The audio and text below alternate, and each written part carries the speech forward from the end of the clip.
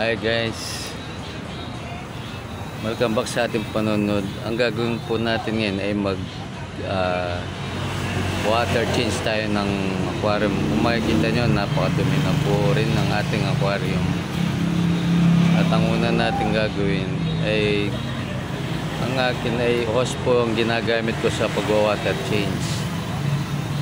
Pero bago po natin gamitin yan, kailangan po nating lagyan ng tubig na galing sa gripo.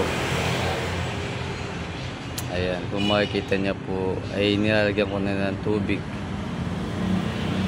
ang hose. Kapag ito'y napuno na, yan, napuno na po siya, pwede natin gamitin. Takpan po ang kabilang bahagi ng butas ng hose at ilublob po yung kabilang bahagi. Pagkatapos na ilublob, bitawan po yung nakatakip na bahagi ng hose at doon po natin at masasipon yung mga dumi ng ating mga fish.